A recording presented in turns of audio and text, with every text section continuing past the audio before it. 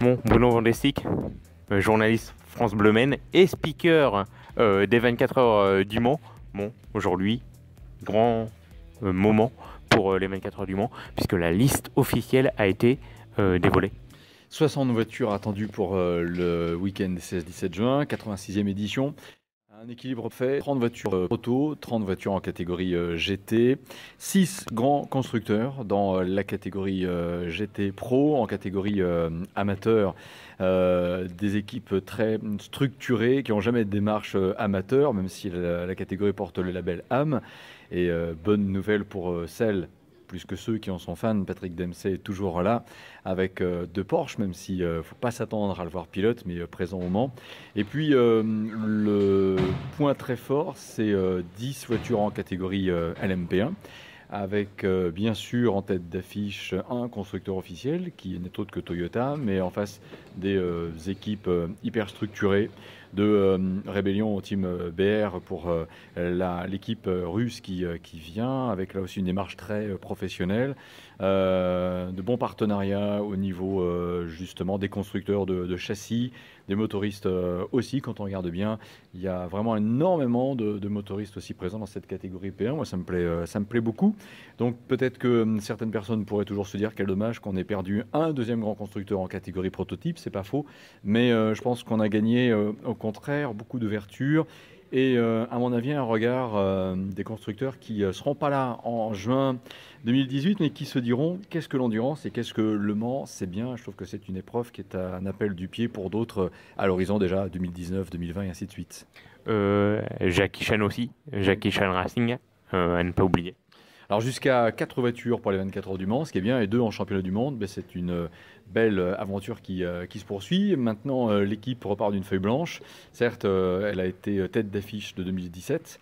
Maintenant, il faut recommencer 2018. C'est pas parce que Rébellion est passé en P1 que la partie va être facile pour cette équipe-là qui a absolument rien gagné d'avance.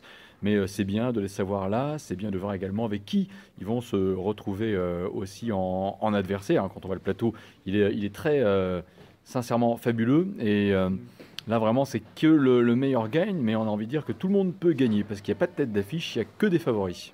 Des jeunes pilotes comme Thomas Laurent également. C'est devenu la référence, c'est-à-dire que pour tous les pilotes qui sortent en effet de même du karting aujourd'hui, se dire waouh, comment est-ce qu'on arrive ainsi à progresser rapidement en étant d'abord bon naturellement, ensuite besogneux, consciencieux, être sérieux sans se prendre au sérieux. On peut arriver très vite vers les hautes sphères du sport auto et c'est ce que justement Thomas Laurent a montré. Aujourd'hui, il est la référence. Alpine également, pour son anniversaire, va être aux couleurs, je crois, de l'Alpine. 40 ans la victoire de Renault Alpine en fait en 78, tant mieux s'il y a un clin d'œil à l'histoire parce que ça a été un grand épisode de l'histoire du Mans qui honore l'histoire du Mans justement. Ouais, justement, Le Mans c'est vraiment un laboratoire. Hein. Oui, ça le reste de toute façon, parce que quelque part, faire la preuve par 24 heures, c'est toujours convaincre le public qui se laisse vraiment séduire par cette durée. Ça a été ça la grande force finalement, le jour où c'était à l'automne 1922, un groupe de personnes qui étaient déjà là dans la CO en 1906, quand ça a été créé avec le Grand Prix de la CF, s'est dit qu'est-ce qu'on pourrait trouver comme formule de course qui puisse justement permettre au grand public, acheteur potentiel à l'époque d'une première automobile dans sa vie, parce que l'automobile est encore un moyen assez élitiste, quelle pourrait être la durée d'épreuve qui arrive à convaincre le grand public de ces progrès énormes faits en fiabilité. 8 heures, 12 heures, puis finalement ils se sont dit parce que notre vie est une tranche ou une succession de tranches de 24 heures, dans ces cas-là, choisir la formule 24 heures. Et preuve en est que l'idée était très bonne, qu'elle parle à tout le monde, puisqu'aujourd'hui l'impact est le même. L'image des 24 heures de Bruno Vandestick, gamin. Waouh. Ça va de tout. Quelque part, voix du speaker dans les haut-parleurs, au bruit de moteur, barbe à papa, merguez frites, pescarolo, stand, les gradins, alors Jackie X aussi, les gradins avec les capsules de bière au sol. C'était marrant tout ça. Mais une magie en fait. Eh bien, Bruno Vandestick, merci beaucoup.